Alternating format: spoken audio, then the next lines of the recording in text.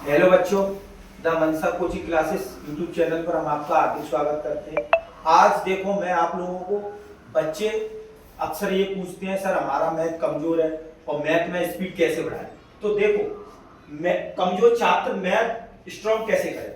तो देखो, मैं इसका एक ही उपाय है, एक ही उपाय। कमजोर किसी का मैथ नहीं होता, आपने ध्यान नहीं दिया शुरू से। तो देखो, आप कोई भी टॉपिक उठा लो, जैसे कमजोर छात्रों को मैथ स्ट्रॉन्ग करना है, सबसे पहले तो बेसिक चीज आना चाहिए। बेसिक के लिए जैसे मैथ में 3 पार्ट होते हैं। 3 पार्ट का मतलब जैसे नंबर सिस्टम वाला पार्ट होता है और अर्थमेटिक और एडवांस।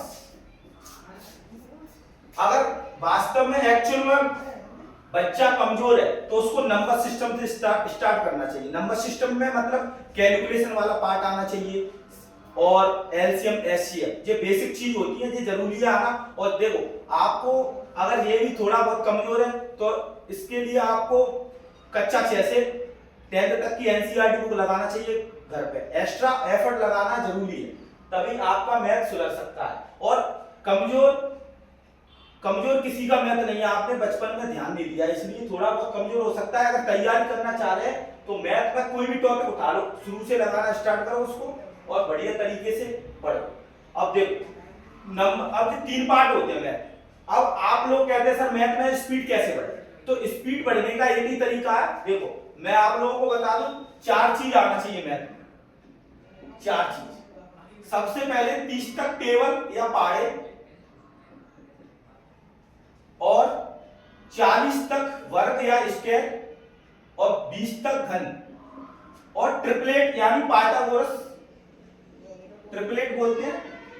अब बहुत से बच्चे तो ट्रिपलेट ही नहीं जानते हो, पर ये 4 चीज आपको ऐसे याद होना चाहिए बहुत जल्दी में। अब ये नहीं है कि आप गुणा कर रहे हैं, अब जैसे 27 नंबर गुणा कर रहे हैं, उंगली की टिप्स पे ये आना जरूरी है। ये देखो, एक दिन में याद नहीं होते, धीरे धीरे याद कराए जाते हैं। अब देखो, पहली बात, पहले स्पीड बढ़ाने की कोशिश मत करो, पहले सीखने की कोशिश करो। फर्स्ट स्टेप होता है पहले मैथ को सीखो।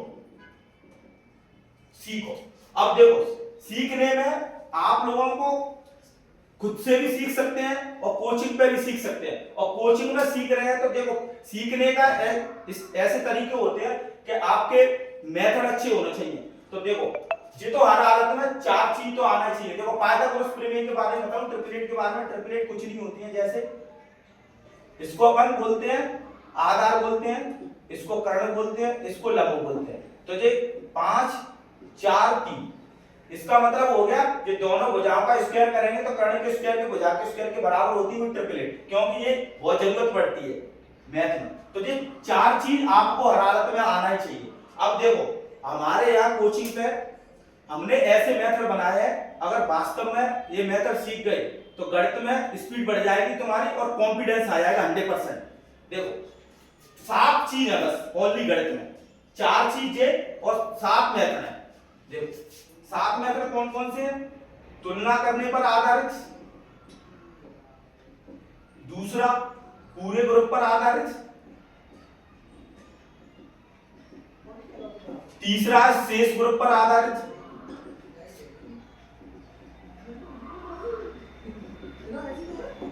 और चौथा होता है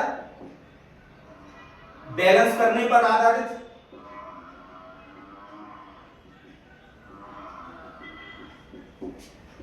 पांचवा गाय मुर्गा पर आधारित, छठवां होता है समीकरण, और सातवां होता है ऑप्शन से सॉल्व करना। अगर ये सातों चीज आप ढंग से सीख गए तो मैथ में ऑटोमेटिक स्पीड बढ़ जाएगी। मैं गारंटी के साथ कह रहा हूं, अगर ये मेथड सीख गए तो आपके क्वेश्चन स्पीड में बनेंगे और सटीक बनेंगे। अब ये सीखने के लिए देखो, आपके पास जैसे सबसे पहले अब ये मेथड सीखना जरूरी है। अगर ये मैथ आपके जैसे कई कोचिंग लगा रहे हैं, अगर ये मेथड ही ढंग से नहीं आएंगे तो फिर सवाल स्पीड में कैसे होंगे। अब जैसे देखो, मैथ में 25 क्वेश्चन आ रहे हैं, 25 क्वेश्चन 3 पार्ट में आते हैं। 10 या 12 क्वेश्चन नॉर्मल आते हैं, 8 से 9 क्वेश्चन मीडियम आते हैं, और 5 से 6 क्वेश्चन लेंथी आते हैं। तो देखो ये मेथड इसलिए सीखना जरूरी है, जो लेंथी क्वेश्चन होते हैं ना वो बहुत जल्दी में बनते हैं। और मैं तुम्हें एक चीज बता दूं, अगर ये मेथड सीख गए तो 80% गणित खत्म हो सकता है तुम्हारा अर्थमेटिक का। और नंबर सिस्टम में कुछ नहीं है। देखो नंबर सिस्टम में क्या होता है कि उसमें बस याद करने वाली चीजें रहती है नंबर सिस्टम में और एडवांस में। एडवांस पूरा फॉर्मूला बेस होता है। तो देखो कमजोर छात्र कोई नहीं है, पहले बेसिक चीज पे ध्यान दो, फिर उसके बाद स्पीड बनती है। तो आप लोगों को अगर वास्तव में ये मेथड पढ़नी है और कोचिंग ज्वाइन करनी है तो आप ऑफलाइन कोचिंग ज्वाइन कर सकते हैं, अदिति कंपटीशन क्लासेस। और मैं गारंटी कह रहा हूं अगर ये मेथड सीख गए तो ऐसा कोई भी क्वेश्चन नहीं है जो 30 सेकंड से पहले हल नहीं हो। ये चैलेंज है इस बात का। ये मेथड देखो आप लोग बहुत सी जगह सीखे होंगे, पर इनको सीखने का सही तरीका होना चाहिए, कंफ्यूज नहीं होना चाहिए। जो बारी बारी से क्वेश्चन सिखाए जाते हैं और अरे और ये तीनों ये मेथड है ना, ये 3 टॉपिक से मिलकर बने हैं। 3 टॉपिक, अनुपात, दूसरा औसत, तीसरा प्रतिशत। ये तीनों टॉपिक अर्थमेटिक की जड़ होती है। अगर ये तीनों टॉपिक अच्छे ढंग से पढ़ ले तो अर्थमेटिक के 70-80% क्वेश्चन बन जाते हैं और कुछ क्वेश्चन बच जाते हैं तो ऑप्शन वगैरह से सॉल्व करना बताते हैं। अब देखो पहले आप लोगों को क्या करना है, शुरुआत में नए बच्चों को पहले कोर्स 7-8 महीने का करना चाहिए, पहले नॉलेज ग्रहण करना चाहिए, उसके बाद स्पीड पे जाना चाहिए। स्पीड अपने आप स्पीड क्वेश्चन ज्यादा लगाएंगे तभी स्पीड बनेगी। देखो और हर टाइप वाइज क्वेश्चन पे 50-50 क्वेश्चन करने चाहिए। अब देखो एक चीज और बताऊं, जैसे आप लोग मैथ में प्रैक्टिस करते हैं तो आप लोगों की कमजोरी रहती है। जैसे मैंने आप लोगों को अनुपात पढ़ा दिया तो क्या करते हैं, जैसे अनुपात पढ़ा दिया बुक में से क्वेश्चन लगा रहे, जैसे 50 क्वेश्चन लगाए आप लोगों ने, 50 क्वेश्चन सॉल्व करे तो आप पहली बार में क्या करेंगे, 50 मिनट में लगाएंगे, 50 मिनट में लगाएंगे मान के चलो। और आप लोग क्या करते हैं कि 50 क्वेश्चन बन गए तो दूसरे क्वेश्चन उठाने की कोशिश करते हैं। ये इसी क्वेश्चन को फिर दूसरी बार लगाने की कोशिश करो 40 मिनट में, फिर तीसरी बार लगाने की कोशिश करो 35 मिनट में, 35 मिनट में। यही स्पीड बढ़ाने का बेस्ट तरीका। बार बार रिवाइज करो और प्रैक्टिस करो और अपने आप ऑटोमेटिक चीजें बनने लगती है। और ये मेथड इतने फास्ट है, अगर इन्हें वास्तव में पढ़ेंगे तो 30 सेकंड से पहले आंसर आ जाएगा, ये 100% गारंटी है। और आप लोग जैसे बहुत से लोग कहते हैं, देखो आप लोग समझदार हैं, कंपटीशन की तैयारी कर रहे हैं तो आप लोगों को अच्छा लगे वहां कोचिंग ज्वाइन करना चाहिए। और सब लोग जैसे पढ़ रहे हैं उनको पता है कि यार किस तरीके से मैथ कराया जाता है और पूरे अपडेट क्वेश्चन कराए जाते हैं। अब देखो पहले की बात अलग थी 2020 से पहले, अब देखो कैलकुलेशन बेस हो गया है पूरा। आपके क्वेश्चन क्यों छूटते हैं, क्योंकि आपकी टेक्निक सही नहीं है, क्वेश्चन पकड़ने की टेक्निक नहीं है और अप्रोच सही नहीं है लगाने की, इसलिए आप पे क्वेश्चन छूट जाते हैं। 25 में से 15-16 क्वेश्चन करे जाते हैं, फिर कहते हैं सर सिलेक्शन कैसे होगा। कम से कम 22+ क्वेश्चन करने हैं तो ये मेथड सीखना जरूरी है और ये 4 चीज पर काम करना जरूरी है, जिन्हें बच्चे हल्के में ले लेते हैं। और देखो नहीं याद हो रहा है तो जैसे आप प्रैक्टिस कर रहे हैं उस रूम में इनकी टेबल बनाओ और चिपकाओ ये चारों चीजों को, ये याद होना जरूरी है 100%। हमारे यहाँ क्या होता है कोचिंग में, सबसे पहले बेसिक कैलकुलेशन सिखाई जाती है 15 दिन, बेसिक कैलकुलेशन पर काम करेंगे, तब उसके बाद कोई भी टॉपिक उठा लो, सब तीनों चीज आपस में अलग होती है। चाहे नंबर सिस्टम से स्टार्ट कर दो, चाहे अर्थमेटिक से कर दो, चाहे एडवांस से कर दो, सब आपस में अलग होता है। देखो दोनों साथ साथ भी सीख सकते हैं, अर्थमेटिक अलग पार्ट हो गया, एडवांस भी अलग पार्ट है और नंबर सिस्टम वाला भी पार्ट अलग है। पर हमारे यहाँ सबसे पहले देखो अर्थमेटिक क्यों पढ़ाते हैं, अर्थमेटिक में थोड़ी बच्चों को लैंग्वेज की प्रॉब्लम रहती है। अर्थमेटिक बन जाएगा तो जितो आसानी है, जितो आप लोग पढ़ते रहते हैं, कैलकुलेशन वाला पार्ट रहता है, कंडीशन रहती है, इसमें एलसीएम एचसीएफ और नंबर सिस्टम संख्या पे आधारित रहता है, और एडवांस में रहते हैं फॉर्मूला बेस्ड। तो देखो आप लोगों को अगर कोचिंग ज्वाइन करना है तो नया बैच स्टार्ट हो रहा है ऑफलाइन में, और ऑनलाइन में मैं रोज वीडियो डालता हूं, बेसिक कैलकुलेशन की भी वीडियो डाले। ये नहीं है कि सर इनकी ट्रिक वगैरह हो, इतनी चीज तो याद होने चाहिए। जैसे मैंने बोल दिया 24 का वर्ग तो तुरंत आना चाहिए जवाब 576, 17 का मैंने क्यों बोल दिया तो 49-13, ऐसे याद होना चाहिए। ये नहीं है कि घोड़ा बात कर रहे हैं, इसलिए आप लोग पीछे रह जाते हैं और कैलकुलेशन बेस सवाल आ रहे हैं, कैलकुलेशन की बहुत जरूरत होती है। 2022 के 25 के बेस में टीसीएस ने जब से पेपर लेना स्टार्ट किया तो कैलकुलेशन पे काम किया है। पहले कैलकुलेशन कम आती थी, अब कैलकुलेशन मैथ में यही तो बचा है उनके पास, कैलकुलेशन देते हैं हमें लेंथी करने के लिए और आप लोग क्वेश्चन छोड़े जाते हैं, फिर दिक्कत आती है। ऐसे ही हर सब्जेक्ट में रहता है, सबसे पहले बार बार रिवाइज करो, हर टाइप के क्वेश्चन पढ़ाए जा रहे हैं उन्हें कम से कम 3-4 बार लगाने की कोशिश करो और एक चैप्टर पर कम से कम 100 या 150 क्वेश्चन लगाने चाहिए। और 2022 से जैसे किसी भी एग्जाम की तैयारी कर रहे हैं, देखो टाइम की जरूरत तुम्हें ज्यादातर एसएससी और रेलवे में जरूरत पड़ती है। ये टाइम क्या, यानी कि टाइम में बहुत जरूरत रहती है मैथ में और रीजनिंग में। तो देखो आप लोगों को 2022 से 2025 तक के प्रीवियस ईयर के क्वेश्चन लगाना चाहिए। अगर ये एग्जाम की तैयारी कर रहे हैं, किसी की भी एग्जाम की तैयारी कर रहे हैं, पहले सबसे पहले सिलेबस कंप्लीट करो, उसके बाद एक्यूरेसी पर ध्यान दो, फिर प्रैक्टिस करो। अब आप लोग स्पीड के चक्कर में पढ़ेंगे पहली बार में तो नहीं हो पाएगा, पहले सही तो होना चाहिए हाल।